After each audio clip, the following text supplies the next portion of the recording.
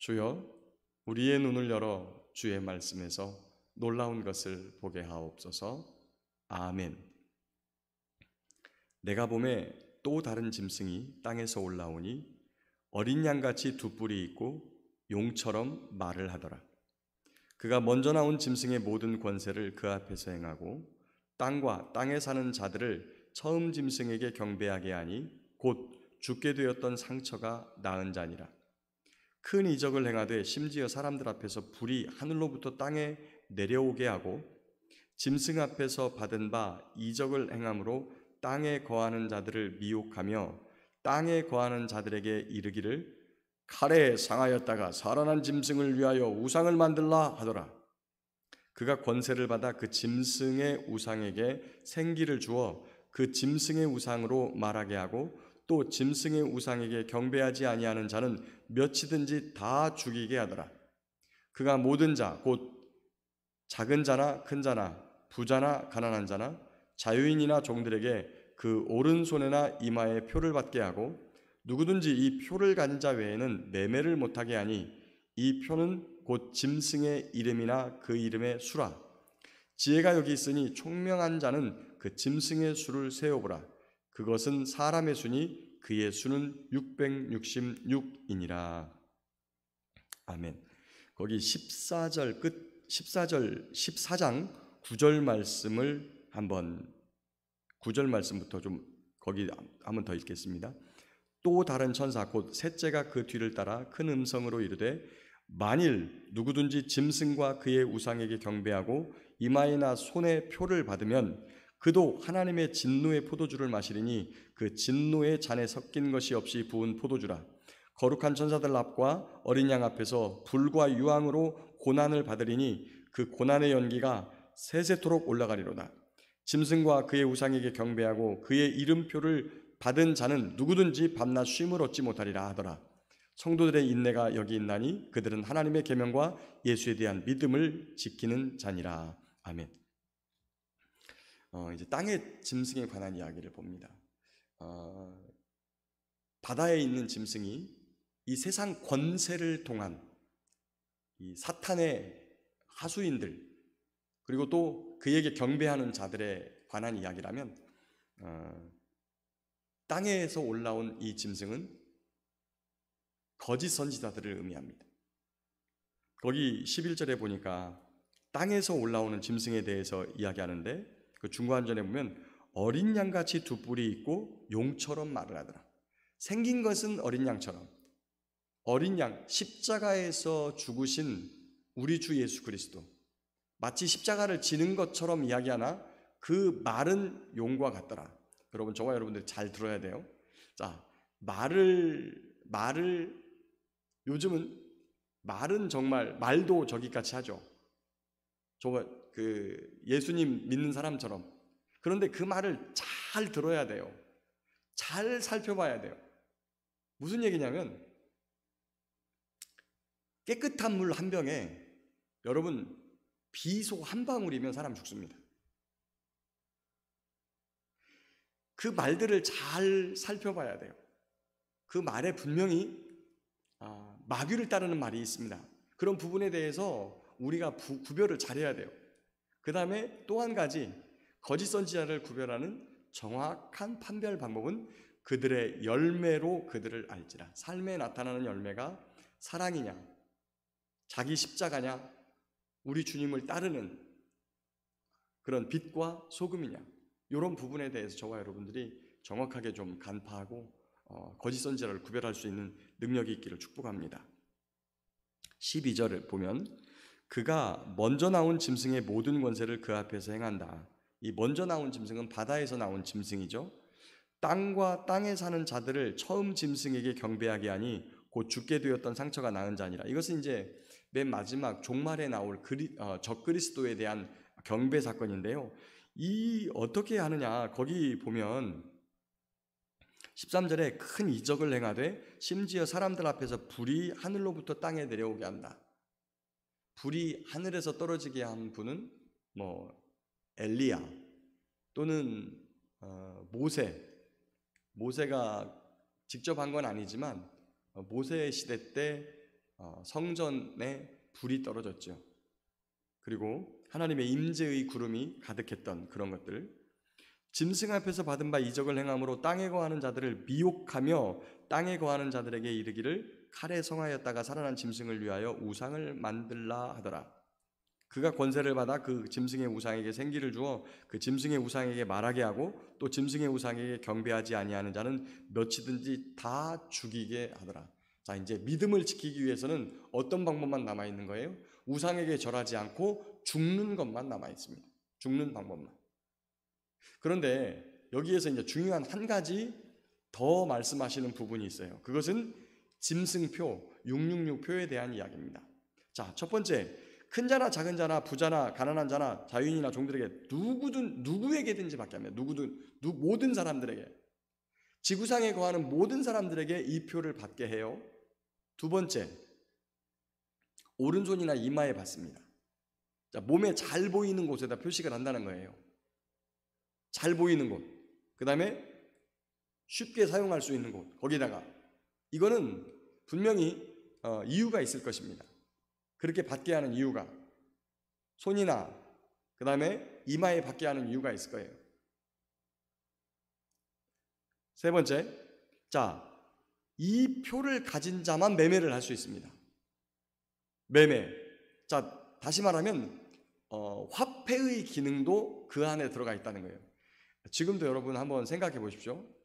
지금 미국의 연방준비은행에서 돈을 찍어내는데, 한번 돈이라는 것에 대해서 돈의 개념이 점점 바뀌어가고 있죠. 처음에는 물물 교환의 형태로 사람들이 사용하다가 그 다음에는 어떤 특정한 것, 좀 귀하게 여기고 사람들의 눈에 좀 괜찮게 보이는 것들, 그 다음에 변하지 않는 어떤 가치를 지닌 것으로 이 화폐의 가치가 바뀌어요. 그 가장 큰 게 금이죠. 금. 미국의 달러도 근본위 화폐였어요. 달러를 가지고 오면 금으로 바꿔주는. 그런데 이제 지금은 근본위 제도 화폐가 아닙니다. 그거 달러로 연방준비은행에 가지고 가도 금으로 바꿔주지 않아요. 금이 없어요. 그만큼.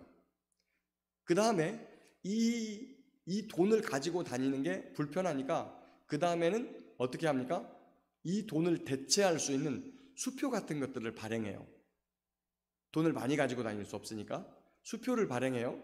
이 수표가 위조가 되고 많이 이런 기능을 갖자 전자 기능으로 화폐를 바꿉니다. 뭡니까? 지금 저와 여러분들이 가지고 있는 크레딧 카드, 이 캐시 카드, 그 다음에 신용카드, 이런 것들이 이제 카드로 바뀌게 돼요. 그래서 실제적인 돈 거래 없이 전자상으로 그냥 이렇게 거래가 됐다, 이것만 증명이 되면 전부 다 되는 거예요. 이제 앞으로는 어떻게 되느냐? 이것도 크레딧 카드도 위조가 있고, 자, 이 크레딧 카드, 지금 우리가 쓰는 이 신용카드까지는 몸 밖에 있습니다. 몸 밖에.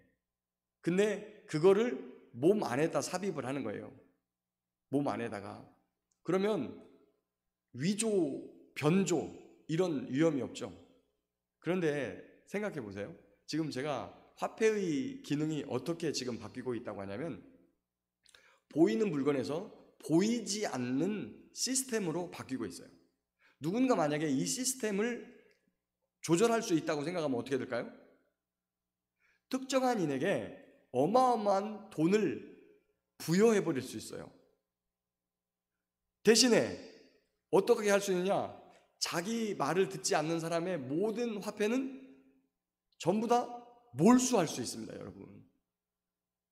저와 여러분이 예수를 믿지 마라 그랬는데 예수를 믿는다. 그러면 예수 믿는 사람들 그 돈을 전부 다 빼앗아 버릴 수 있어요, 순간으로. 아주 간단해요. 그냥 시스템에서 처리만 딱 하면 저와 여러분의 잔고가 하루아침에 제로가 됩니다. 이 세상의 것들을 가지고 지금 만약에 저와 여러분들이 돈이 하나도 없다, 세상 살기가 굉장히 어려울 거죠. 굉장히 어려울 겁니다. 그런 시대가 온다는 거예요. 매매를 못하게 하는. 매매만 못합니까? 병원에도 못 가요. 이게 없으면. 여러분, 이제 이 짐승표를 받아야 되는 요 부분에 대해서 대대적으로 선전이 어떻게 되냐? 이것은 문명의 이기다. 이 현대를 살아가기 위해서는, 문명의 시대를 살아가기 위해서는 이거를 반드시 받아야 한다라고 하는 겁니다. 그런데 하나님께서 분명히 경고하셨어요. 이거 받으면 너희들 죽는다. 이거 받으면 절대 14장 10절에 진노의 포도주를, 그도 하나님의 진노의 포도주를 마시리니 진노의 잔에 섞인 것이 없이 부은 포도주라. 거룩한 천사들 앞과 어린 양 앞에서 불과 유황으로 고난을 받는다. 세세토록 받는다. 그런데 여기 보면 이제 그 앞부분에 이렇게 돼 있죠. 짐승과 그의 우상에게 경배하고 그의 이름에 표를 받는다. 이렇게 돼 있어요. 이제 이것 부분 때문에, 이 부분 때문에 성도들이 어떻게 인식하냐면, 나는 절대 우상 숭배하지 않을 것이기 때문에, 나는 절대 그 악한 것에게 머리를 숙이지 않을 것이기 때문에 나는 짐승표를 받지 않을 수 있다. 여러분, 반대의 경우가 있을 수 있다고 그랬죠. 제가 이걸 몸에다 넣으면 이게 우리로 하여금 우리의 신경들을 자극해가지고 또 특정의 신호를 보내면 특정한 행동을 하게끔 돼 있어요. 자, 그런데